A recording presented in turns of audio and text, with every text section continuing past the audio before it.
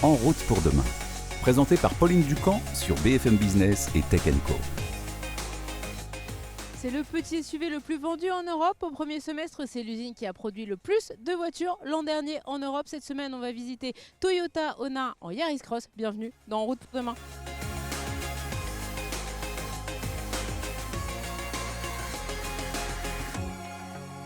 Ce bruit autour de moi, c'est parce que cette semaine, nous sommes dans une usine. Nous sommes à Onnaing, dans le nord, près de Valenciennes, et nous sommes dans l'usine française de Toyota. Et cette usine, eh bien, c'est la première usine de France en volume. L'année dernière, c'est elle qui a produit le plus de voitures dans l'Hexagone, 273 788 voitures au total. Et près de 70% de la production, eh bien, c'est un petit SUV. La Yaris Cross, elle vient tout juste d'être restylée. Et tout au long de cette émission, eh bien, vous retrouverez Julien Bonnet qui va l'essayer, qui va nous la faire découvrir comme un fil rouge. Nous, on va suivre la production de ce modèle très important dans le bilan de Toyota. Pourquoi cette usine est vue comme l'une des plus performantes de l'industrie automobile, une référence. Première étape de notre plongée au cœur de l'usine d'Onnaing à l'atelier d'emboutissage.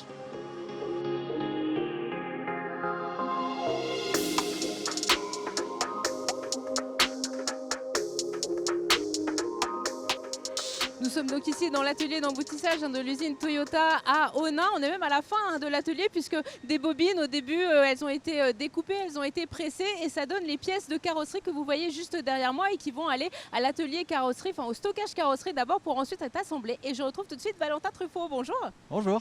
Assistant manager production chez Toyota. Alors juste, est-ce que vous pouvez nous expliquer en un mot qu'est-ce que c'est l'emboutissage? Alors l'emboutissage, c'est le process en fait où on va transformer une bobine d'acier en pièce finale pour la carrosserie. Donc pour ça, on va passer par une première étape intermédiaire de découpage de la bobine en tas de flancs, qu'on appelle donc les feuilles d'acier, pour être ensuite embouti donc dans nos presses de transfert, donc différents outils qui peuvent aller jusqu'à 40 tonnes pour donner la pièce finale de carrosserie qu'on connaît sur nos voitures. Donc des pièces de carrosserie, mais aussi des pièces de structure, finalement tout ce qui va permettre de construire la voiture. C'est ça, en fait, on a différentes bobines. Chaque bobine a une référence et est destinée à une pièce bien distincte. Donc on a toutes les possibilités. On va de 0,5 mm d'épaisseur à 2,3, donc pour évidemment les pièces plus fines pour de l'aspect de la voiture, et puis les pièces plus épaisses qui vont constituer la structure, donc avec les longerons et puis toute la partie structurelle du châssis. Et sur le tapis qui est juste derrière nous, sont des pièces de quoi du coup? Du coup là, on va retrouver la pose du capot et puis la doublure Yaris Cross. Yaris Cross, du coup notre voiture que nous suivons tout au long de cette émission. Combien de pièces sont produites chaque jour dans cet atelier d'emboutissage? Alors ici on produit 87 références différentes donc pour Yaris et Yaris Cross, et du coup ça représente environ 100 000 pièces par jour d'emboutis. Ça paraît énorme, surtout que vous produisez des pièces en fait pour votre usine, mais aussi pour une autre usine Toyota en Europe. Oui, en fait, comme on a communisé, donc on est tous les deux avec l'usine de République tchèque à produire la Yaris. On va du coup communiser les pièces pour avoir un seul outil. Et donc on va leur livrer des pièces, donc avec une équipe qui est dédiée en week-end pour cette activité-là. Cette usine, on vous le disait au début de cette émission, c'est l'usine qui fabrique le plus de véhicules, qui a fabriqué le plus de véhicules en France l'année dernière. Le fait justement d'avoir tout cet atelier d'emboutissage, de produire aussi finalement pour d'autres usines, c'est un élément différenciant dans une usine automobile. Oui, effectivement, on a la particularité de tourner en 3 équipes tous les jours, plus le week-end donc pour l'activité pour l'usine de Tchéquie. Donc ça représente 17 millions de pièces, 17 millions sur une année. Donc ça nous donne effectivement cet aspect volume, ça nous donne un avantage concurrentiel. Merci beaucoup Valentin. Du coup, on a vu se former les premières pièces de carrosserie de la Yaris Cross. On va tout de suite aller retrouver Julien Bonnet, notre fil rouge de cette émission, avec justement la Yaris Cross pour vous faire découvrir toutes les évolutions stylistiques de cette version restylée. Et oui Pauline, nous sommes partis ce matin de Paris pour te rejoindre à l'usine d'Onnaing dont nous ne sommes plus très loin. L'occasion de vous présenter ce modèle, la Toyota Yaris Cross. Lancée en 2020, elle se distingue assez nettement de la citadine Yaris avec plutôt un look de mini RAV4 tout en restant relativement compacte. Elle fait exactement 4,18 m de long, donc ça c'est 24 cm de plus que la Yaris et 1,76 m de haut, et là on est presque à 30 cm de plus. D'où cette impression quand même d'un véhicule assez imposant par rapport à la citadine Yaris. Pas de grand changement design sinon pour cette version restylée en 2024. On a toujours cette face avant assez réussie, des protections tout autour du véhicule, notamment au niveau des passages de roues ou du bas de caisse, et une signature lumineuse assez moderne à l'arrière. Seule nouveauté à signaler, cette couleur, le vert dit aventurine, qui tire un peu vers le gris et qui apporte une petite touche d'originalité. Et Pauline, je crois que tu arrives justement près de l'atelier peinture.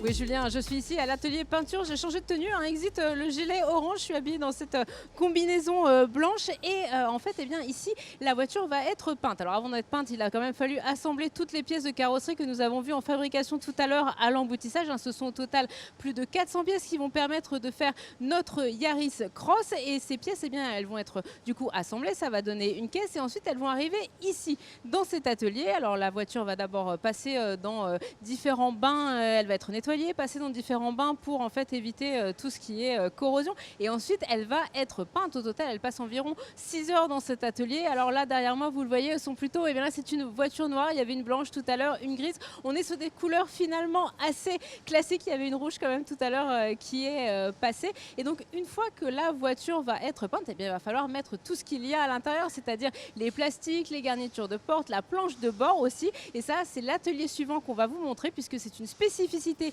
ici à Toyota Onin, c'est de fabriquer sur place un certain nombre de pièces plastiques.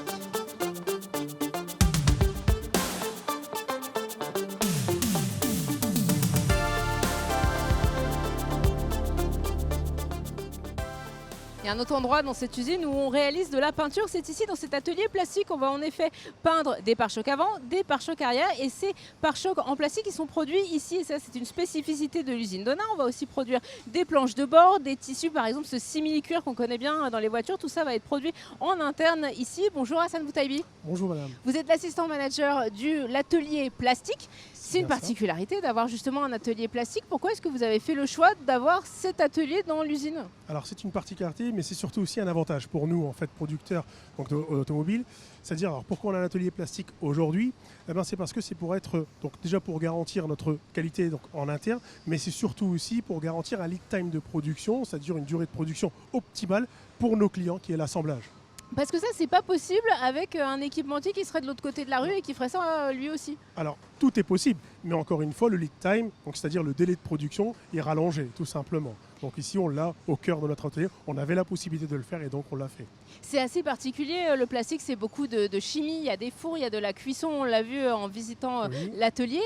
Qu'est-ce que ça demande comme technicité, comme technique particulière par rapport à une usine automobile classique? Alors bien sûr, il y a une certaine base de formation et qu'on assure en interne. On a des dojos, c'est-à-dire des dojos, donc des zones de formation. Donc on vient former nos personnes, que ce soit en qualité, en production, même en tout ce qui est produits chimiques et tout ça. Donc on a tout un système de sécurité pour les former, etc. Vous me parliez de produits chimiques, on sait qu'il y a une volonté dans cette usine d'être plus vert, de recycler au maximum. Il y a justement un robot de peinture qui est assez particulier parce que justement il fonctionne avec des pompes à chaleur, ce qui là aussi n'est pas commun en termes de technologie. Exactement, et ces pompes à chaleur là, donc oui, ça nous permet d'économiser 30% d'énergie et cette infrastructure qui est très novatrice chez Toyota, qui a été fabriquée pour Toyota aussi, et bien sûr qui dit pompe à chaleur dit non consommation de gaz. Donc je vous laisse imaginer le gain qu'on gagne en termes de consommation. Évidemment. On voit des pare-chocs qui passent derrière nous et qui vont justement aller rejoindre la ligne d'assemblage final. Combien de pièces vous fabriquez aujourd'hui ici, tout compris entre les pare-chocs et les planches de bord? Donc on suit en fait la production hebdomadaire qui est donc de 1206 véhicules. Donc nous on multiplie par deux, on fait donc 2412 véhicules, donc 2412 pare-chocs qu'on livre à l'assemblage. Et vous ne fabriquez pas seulement pour cette usine, vous fabriquez aussi pour l'international? On fabrique pour l'international principalement sur un secteur logistique qui est en Belgique, qui est basé en Belgique, qui lui fournit tous nos showrooms, c'est-à-dire nos concessionnaires de l'Europe. Notamment même au Japon, vous envoyez des pièces au Japon aussi au Japon. Il y a une certaine spécificité, on fabrique la planche de bord pour le Japon, pour l'usine de Motomachi. Merci beaucoup Hassan Boutaibi d'avoir été avec nous aujourd'hui. On le voyait tout à l'heure, on avait ces planches de bord, justement, tous ces simili-cuirs qui étaient fabriqués juste devant nous. Et bien, ça me donne l'occasion de redonner le micro à Julien Bonnet pour parler de l'habitacle de cette Yaris Cross restylée. À bord de cette Yaris Cross, on découvre un intérieur particulièrement sombre, principalement noir en fait, avec beaucoup de plastique dur, mais ça c'est relativement normal sur un modèle qui veut rester à des prix abordables. Heureusement, sur notre finition haut de gamme première. On dispose notamment du toit panoramique et ça va apporter beaucoup de luminosité à bord. Un modèle d'ailleurs très bien équipé, hein. On dispose notamment de l'ouverture du coffre avec le pied ou encore de la caméra 360 avec vue du dessus et même un mode fantôme, hein, qui va permettre de voir sous le véhicule et donc ça c'est très pratique pour se garer et voir bien les lignes d'un parking ou encore l'orientation des roues. On est aussi sur une voiture qui se veut assez pratique avec un grand coffre, hein, pour la catégorie, près de 400 litres pour les versions 2 roues motrices et 327 litres pour notre version transmission intégrale. Du côté du poste de conduite, hein, on dispose notamment d'un écran tactile 10,5 pouces. Il a été amélioré sur cette version restylée et il offre désormais une très bonne réactivité au toucher et aussi un autre bon point, la compatibilité directement de série avec Android Auto et CarPlay sans fil. Sur la partie dédiée à la climatisation, encore les réglages des modes de conduite ou les raccourcis au niveau du volant, on retrouve énormément de boutons, on s'y perd un peu. Même chose au niveau de l'écran des compteurs où il y a beaucoup d'informations affichées. Heureusement, on va pouvoir le personnaliser et surtout, il est complété sur notre version haut de gamme, hein, par un affichage tête haute qui lui apporte une visibilité très claire sur les principales informations de conduite. On peut aussi compter sur les traditionnels rangements dans les portières et un accoudoir, hein, qui est toujours assez confortable lors de la conduite. Il dispose lui-même d'un petit rangement qui reste assez limité mais qui a le mérite d'exister. À l'arrière, l'espace reste correct, mais sera toutefois un peu limité, notamment au niveau de la tête pour les personnes de grande taille. Et on ne dispose pas de port USB pour charger un smartphone.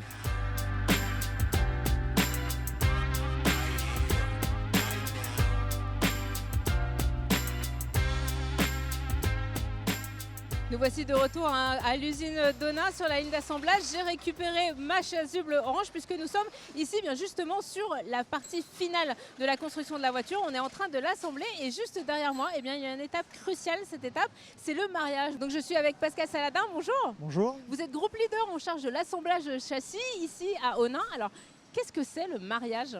Alors le mariage moteur, c'est l'assemblage du groupe motopropulsé, donc le moteur avec tout le train avant, sur le véhicule. Donc c'est une étape cruciale finalement. C'est une étape cruciale, très importante pour le reste du véhicule.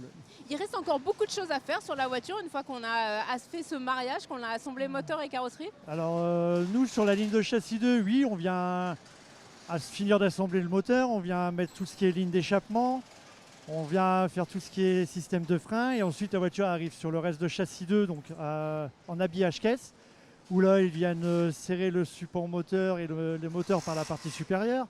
Ils viennent assembler tout ce qui est levier de vitesse, frein à main, ils viennent mettre la moquette, ils font les remplissages frein et remplissage clim. Et ensuite la voiture part sur finale où là il y a tout le reste, la miroiterie, les roues, les garnitures intérieures, voilà.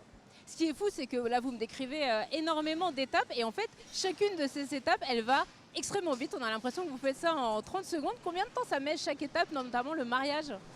On est sur 58 secondes. On fait une voiture toutes les 58 secondes.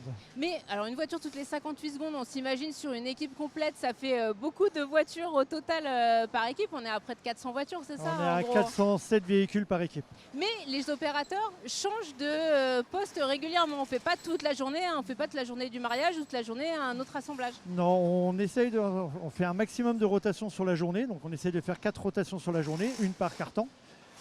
Les rotations, ça permet d'éviter les troubles musculo-squelettiques des members. Donc on fait énormément de travail sur l'ergo-rotation. Les members, c'est les salariés les Toyota. Members, c'est les opérateurs qui font les process sur ligne. Voilà. Donc pour garantir leur sécurité par le biais de l'ergo-rotation, aussi la qualité du produit, parce que rester 8 heures sur le même process, ça fait perdre un petit peu en vigilance et en qualité. Donc ça garantit la qualité et la sécurité du member. Merci beaucoup Pascal. Alors on le voit derrière nous, hein, cette voiture ce sont toutes des hybrides. L'hybride, eh bien justement c'est la spécificité de la Yaris Cross qu'on essaie en fil rouge avec Julien Bonnet tout au long de cet essai. Sur la version restylée, il y a une version 130 chevaux qui arrive. Eh bien justement Julien, en termes de consommation, eh bien qu'est-ce que ça donne? On te retrouve tout de suite.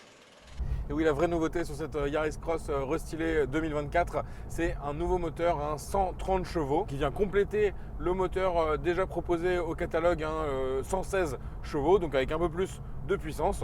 Alors on reste sur l'architecture avec un moteur essence 3 cylindres 1,5 litres qui est complété par une partie électrique qui offre 14 chevaux supplémentaires. Alors on peut se dire que c'est un peu léger comme ça, mais cette partie électrique elle va apporter notamment du couple et ça donc c'est important sur le dynamisme à bas régime. Pour rappel, on est sur de l'hybride non rechargeable ou auto-rechargeable comme dit Toyota. Donc le principe ça va être une toute petite batterie lithium-ion qui va récupérer l'énergie à la décélération pour accompagner le moteur lors des phases d'accélération. Alors c'est un défaut assez connu sur ces motorisations Toyota, elles restent assez bruyantes lors des phases d'accélération, mais la boîte automatique à variation continue CVT chez Toyota, elle reste en progrès, donc avec un comportement globalement très correct. Alors qu'est-ce que ça donne niveau consommation? Nous aujourd'hui on a roulé environ 250 km, mais principalement sur autoroute pour faire Paris-Valenciennes, et donc la consommation elle ressort autour des 6 litres au 100. Alors ça peut paraître beaucoup, mais c'est vrai qu'on a voyagé à deux avec un peu de bagages, puis l'autoroute c'est vraiment pas la condition idéale pour cette motorisation hybride non rechargeable. En effet, on a un taux de conduite électrique qui est indiqué au compteur qui est descendu sous les 10%, alors qu'en ville, on va rouler la plupart du temps plus de 70% en conduite zéro émission, avec la possibilité de voir sa consommation descendre le plus souvent sous les 5 litres au 100. Alors ce nouveau moteur 130 chevaux, il est proposé en 2 roues motrices et nous aujourd'hui on a la version AWDi, donc transmission intégrale avec un petit moteur électrique à l'arrière qui va permettre en fait d'actionner les roues arrière. Donc ça va être pratique dans les conditions de circulation difficiles et c'est ce qui nous permet aussi de disposer d'un mode neige, snow et piste trail justement pour sortir des sentiers battus. Pour jouer sur le comportement du véhicule et potentiellement son niveau de consommation, on va également avoir 3 modes de conduite, un mode sport qui s'appelle Power, un mode Eco pour diminuer au maximum cette consommation et sinon nous on a roulé la plupart du temps en mode normal qui reste assez polyvalent. Ensuite, au niveau du levier de vitesse, on va aussi avoir la possibilité d'actionner un mode B qui lui va maximiser le freinage régénératif, donc la récupération d'énergie à la décélération. Donc l'idée c'est que sur autoroute, on va plutôt être en mode D avec le régulateur adaptatif qui de toute façon ne fonctionne pas avec ce mode B. Quand on va arriver en ville ou sur les petites routes, on va passer en mode B, ce qui est quand même agréable parce que ça fait un effet frein moteur lorsqu'on relâche la pédale d'accélérateur.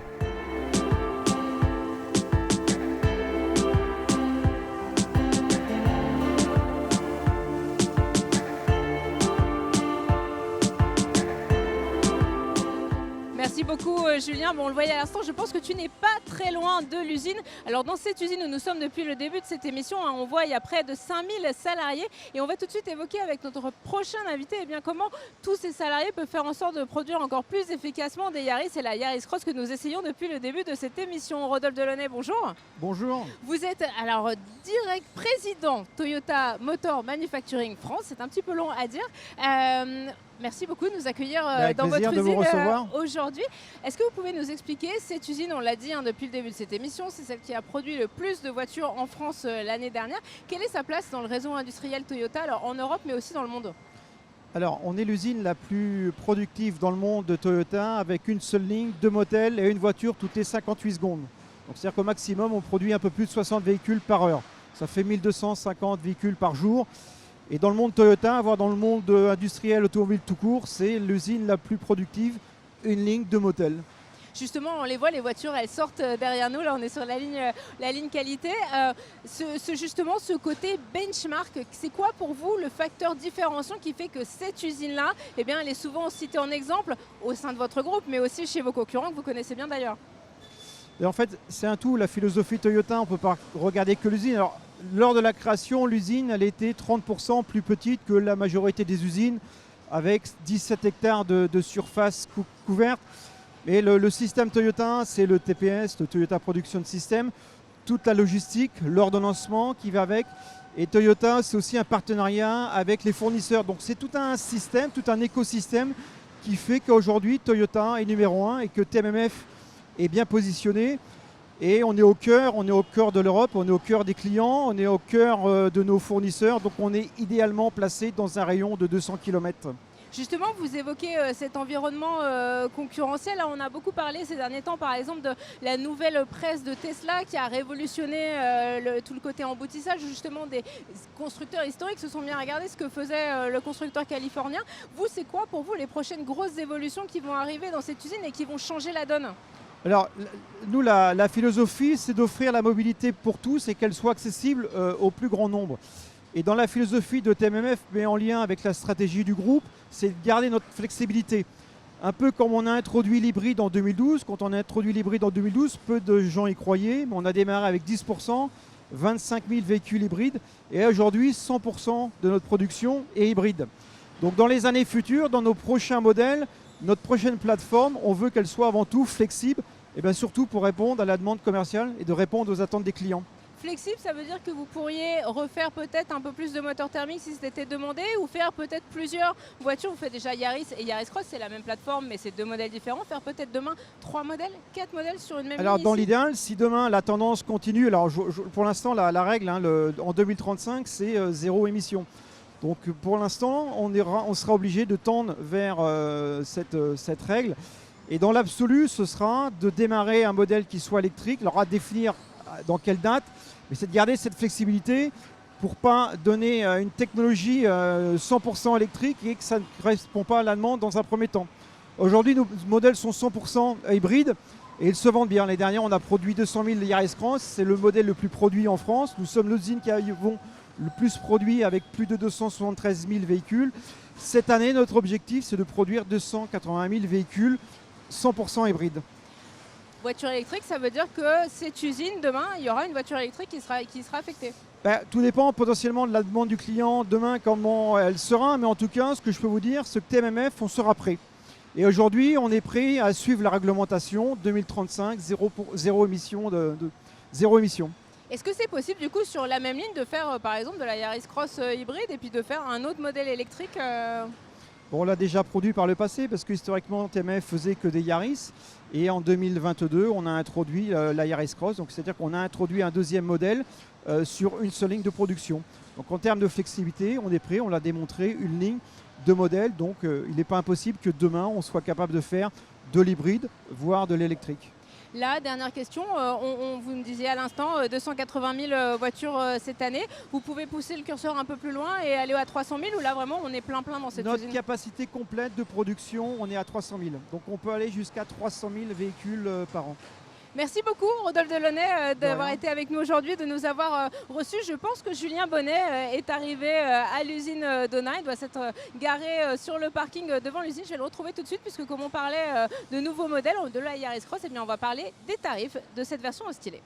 La fin de notre émission approche. J'ai retrouvé Julien Bonnet, notre journaliste auto BFM Business qui est arrivé à Onain, lui aussi en Yaris Cross. La voiture est juste derrière nous. Alors cette Yaris Cross, on le disait en début d'émission, c'est le petit SUV le plus vendu en Europe au premier semestre. En plus porté par l'hybride. On sait que les clients sont très friands de ce type de motorisation en ce moment. Mais qui dit SUV plus hybride, normalement on fait grimper la note, Julien. Oui, il y a forcément un surcoût par rapport à la citadine Yaris hybride qui démarre actuellement à 23 450 €. La Yaris Cross, elle démarre à 28 200 €, donc c'est 4 750 € de plus. Nous en plus on avait donc la finition haut de gamme première, donc qui elle démarre à 35 700 €, et si on veut donc la transmission intégrale comme sur notre modèle d'essai, c'est 2 000 € de plus, donc une facture finale à 37 700 €. Bon mais Julien, l'avantage avec ce modèle hybride, c'est qu'on échappe au malus. Mais alors comment se situe cette Yaris Cross par rapport à la concurrence en termes de tarifs? Oui, alors d'ailleurs sur le malus, la Yaris Cross au maximum c'est 116 grammes de CO2, mais finalement on n'est plus si loin du plancher du malus. J'ai regardé, c'est 118 grammes, donc vraiment merci l'hybride pour ça, pour échapper totalement au malus sur ce modèle. Et donc la concurrence c'est simple, le principal concurrent en France de la Yaris Cross, c'est le Renault Captur avec sa motorisation e-tech qui démarre actuellement à 28 900 € avec un petit peu plus de puissance. On est à 145 chevaux au total, et on peut aussi citer le Hyundai Kona hybride, qui lui démarre aussi avec pas mal d'équipements, donc qui est un peu plus cher que cette Yaris Cross à 33 900 €. Merci beaucoup Julien Bonnet, journaliste auto BFM Business. Merci à Bastien Potti derrière la caméra. Voilà, ce numéro spécial Toyota d'En route pour demain, c'est déjà fini. Merci à tous de nous avoir suivis le week-end sur BFM Business et puis tout au long de la semaine en multidiffusion sur Tech & Co. Prenez soin de vous et à la semaine prochaine. En route pour demain, la mobilité sous toutes ses formes sur BFM Business et Tech & Co.